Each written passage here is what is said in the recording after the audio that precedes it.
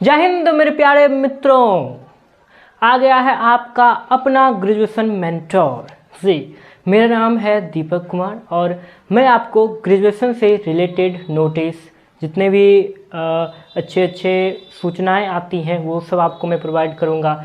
आपकी जो सब्जेक्ट्स हैं मैं वो पढ़ाऊंगा भी। जी हाँ, बिहार ग्रेजुएशन की जो सिलेबस है, 4 ईयर ग्रेजुएशन जो होने वाली है, उसमें जो भी सब्जेक्ट्स हैं मैं आपको वो पढ़ाऊंगा। बेसिकली मैं शुरुआत में ज्योलॉजी पेपर पढ़ाऊंगा, फिजिक्स पेपर पढ़ाऊंगा, पॉलिटिकल साइंस पढ़ाऊंगा और ये जो हिंदी है ये पढ़ाऊंगा।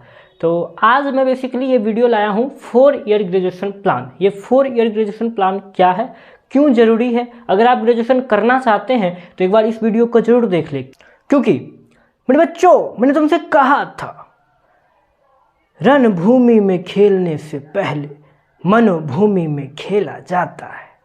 तो आप अगर ग्रेजुएशन करना चाहते हैं तो एक बार ये जान ले कि ये 4 ईयर ग्रेजुएशन प्लान क्या है। इससे पहले, आज से पहले, इस वर्ष से पहले, बेसिकली ये 2020 में आया था, उससे पहले 3 ईयर ग्रेजुएशन प्लान होता था। क्या है 3 ईयर ग्रेजुएशन में, क्या होता था, इसको 4 ईयर ग्रेजुएशन प्लान में बदला आखिर गया, 1 साल बढ़ाया गया। तो इस 1 साल में क्या बदलाव किया जाएगा, क्या इससे स्टूडेंट के 1 साल बर्बाद करने की यह साजिश है? तो इस वीडियो में आपको यह सभी डाउट क्लियर हो जाएंगे और मैं दावे के साथ कहता हूं कि इस वीडियो को देखने के बाद आप कहेंगे नहीं, ग्रेजुएशन 4 साल जो की गई है बहुत अच्छा किया हुआ है। देखिए, ग्रेजुएशन 4 साल करके आपकी 1 साल बढ़ाई गई है, लेकिन इससे आपको 1 साल का फायदा होगा। 1 साल आपके जीवन का 1 साल फायदा होगा। दोस्तों, इस वीडियो को पूरा देखिएगा। आप सब भलीभांति जानते हैं कि पहले 3 ईयर ग्रेजुएशन होती थी, यानी कि ओल्ड ग्रेजुएशन पैटर्न जो था वह 3 ईयर का था। लेकिन 2020 में NEP आया। NEP 2020 क्या है यह NEP? NEP मतलब न्यू एजुकेशन पॉलिसी, यानी कि नई शिक्षा नीति, न्यू एजुकेशन पॉलिसी जो आई 2020 में, तब से क्या कर दिया गया, 4 ईयर का ग्रेजुएशन, 4 ईयर ग्रेजुएशन कर दिया गया। तो अब समझते हैं ओल्ड ग्रेजुएशन पैटर्न और न्यू ग्रेजुएशन पैटर्न में डिफरेंस क्या है। यानी कि ये जो 3 ईयर का ग्रेजुएशन प्लान है, जिसमें कि मैंने लिखा है big root 7 year for doctorate degree, और इस न्यू ग्रेजुएशन पैटर्न में मैंने लिखा है small root 4 year for doctorate degree. क्या डिफरेंस है दोनों में, चलिए देखते हैं। 3 ईयर का जो ग्रेजुएशन प्लान था, इसमें सबसे पहले BSc करना पड़ता था, BSc के बाद MSc, MSc करने के बाद MPhil, MPhil करने के बाद PhD। PhD क्या है, डॉक्टरेट डिग्री। PhD को ही हम लोग क्या कहते हैं, डॉक्टरेट डिग्री कहते हैं। तो पहले का BSc यानी ग्रेजुएशन क्या था, 3 ईयर का, मास्टरेट डिग्री यानी MSc 2 ईयर का, फिर 2 ईयर का MPhil था, और फिर PhD 3 to 5 ईयर का। यानी कि टोटल देखिए 3 to 5 to 7, यानी कि 7 साल। इनको जोड़ दीजिए तो कितना हो गया, 7 साल के बाद आप PhD करते थे। और PhD है क्या, PhD रिसर्च ही तो है। यानी कि आप 18 साल के बाद, इंटर बेसिकली 18 के बाद 20 के बाद हो जाता है, यानी 7 साल यानी 30 की उम्र में आप रिसर्च करना चाहते थे। अब सोचिए, 30 की उम्र में आपकी विल पावर तो कमज़ोर होती है ना, विल पावर बच्चों की अधिक होती है, बड़ों की तो कम होती जाती है।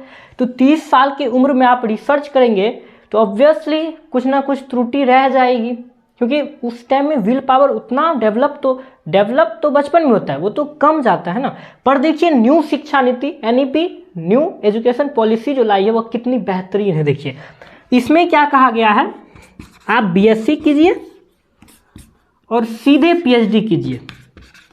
मतलब 4 ईयर का आप BSc कीजिए, ग्रेजुएशन करिए, और उसके बाद आप PhD कर सकते हैं, डॉक्टरेट डिग्री कर सकते हैं। सोचिए कितना बेहतरीन प्लान है। इसमें समझिए, वहाँ जब इस पर डिबेट चल रहा था न्यू शिक्षा नीति पर, 4 ईयर ग्रेजुएशन प्लान पर, तो उन्होंने कहा कि ये जो MPhil है इसको हटा देते हैं, और MPhil में ये जो 2 ईयर में जो काम करना है उसको 6 ईयर PhD में ऐड कर देंगे। यानी कि MPhil में आपको जो काम करना है वह काम PhD में, सॉरी ये 6 ईयर लिखा गया, I am sorry, my mistake, 6 month. MPhil में 2 ईयर में जो काम करना है वो आपको शुरू के PhD के 6 मंथ में करना है। इससे आपका पीएचडी के अंदर एमफिल हो गया। और यह जो ग्रेजुएशन 3-5 साल का है, ग्रेजुएशन प्लस मास्टर, ये जो 5 साल का है, इसको क्या करना है, इधर 4 साल में कर रहा है। समझ रहे आप? यानी कि 3 साल के बीएससी और 2 साल के एमएससी, बीएससी और मास्टरेट 5 साल के को कम करके कर दिया गया है 4 साल का बीएससी, 4 साल का ग्रेजुएशन। आप 4 साल का ग्रेजुएशन करिए, उसके बाद ये जो एमफिल करना है इसको पीएचडी में दे दिया शुरू के 6 मंथ। तो ये आपका यह जो पीएचडी है ये एमफिल प्लस पीएचडी है, यानी कि टोटली आपको 4 साल डॉक्टरेट डिग्री करने के लिए इनफ है। यहाँ आपको कितना लगता था, 7 साल।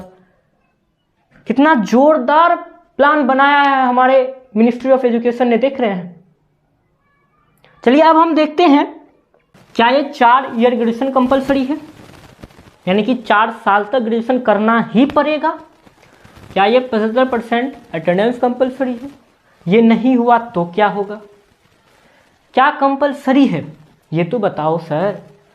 तो भाइयों, ये एक मिसकंसेप्शन है कि 4 ईयर कंपलसरी है, और ये 75% अटेंडेंस भी कंपलसरी है, ये भी एक मिसकंसेप्शन है। ये जरूरी नहीं है, कंपलसरी नहीं है।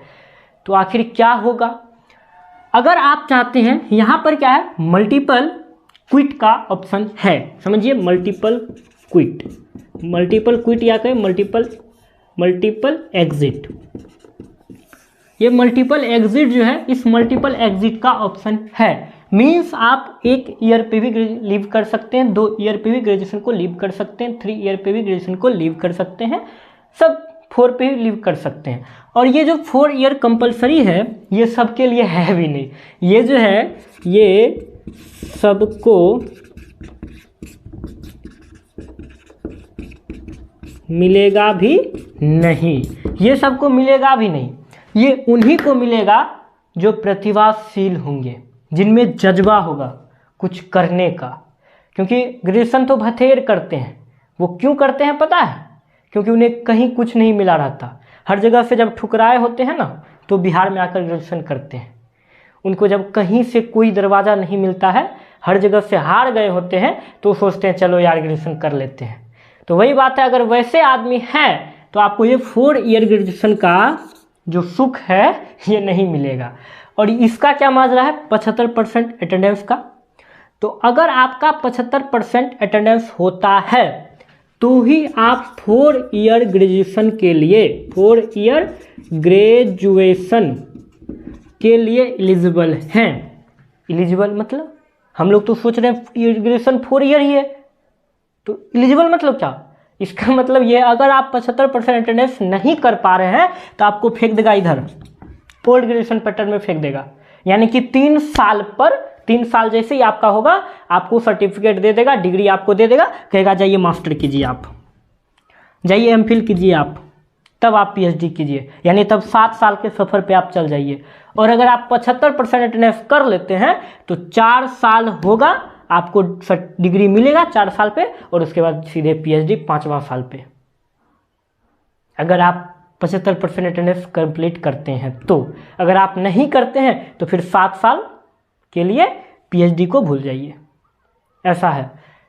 अब समझते हैं कि अगर हम 1 ही साल पे लीव कर रहे हैं, ग्रेजुएशन छोड़ें, ऐसा भी हो सकता है ना, हम कहीं तैयारी कर रहे हैं और हमको कहीं जॉब वॉब लग गया, अब हम ग्रेजुएशन नहीं कर पाएंगे, तो चलो उसको ग्रेजुएशन को छोड़ते हैं। तो 1 ही साल पे अगर छोड़े तो क्या होगा, मेरा तो 1 साल यूँ तो ग्रेजुएशन पे बर्बाद चल गया ना, हमको कुछ मिलेगा कि नहीं मिलेगा?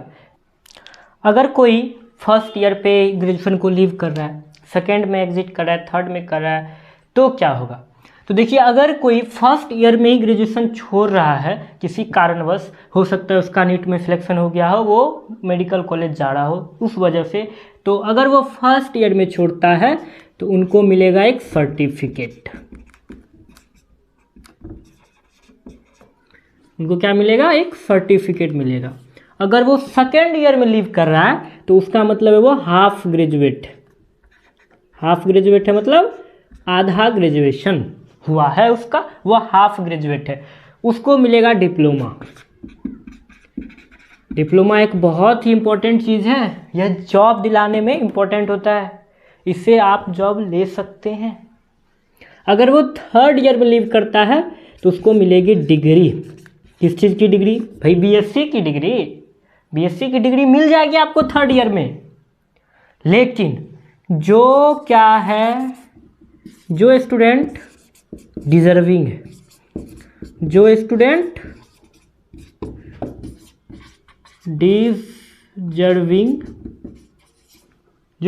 डिजर्विंग है, डेडिकेटेड है, उनको मिलेगा यह 4 ईयर ग्रेजुएशन का सुख। वही कहलाएगा ग्रेजुएट। उसी के सर्टिफिकेट में, उसी के डिग्री में ऑनर्स लिखकर आएगा। उसी के सर्टिफिकेट में ऑनर्स लिखकर आएगा। यहाँ तक जो 3rd ईयर तक कर रहा है उसको सिर्फ डिग्री मिलेगा, ऑनर्स नहीं लिख कर आएगा, वह इसमें लिख कर आएगा। तो चलिए दोस्तों, आज की वीडियो हम यहीं पर समाप्त करते हैं और कल की वीडियो में मैं आपको बताऊंगा कि कल की वीडियो या फिर आने वाले वीडियो में जब भी वीडियो आएगी उसमें मैं आपको बताऊंगा कि यह जो 4 ईयर ग्रेजुएशन प्लान है उसमें उसका सब्जेक्ट का कैसे क्या है, कौन सा सब्जेक्ट लेना पड़ता है, क्या सिलेबस रहेगा, किस सब्जेक्ट में क्या पढ़ना है, उन सब के बारे में मैं आगे आने वाले वीडियो में बताऊँगा। तब तक के लिए थैंक यू, धन्यवाद, जय हिंद।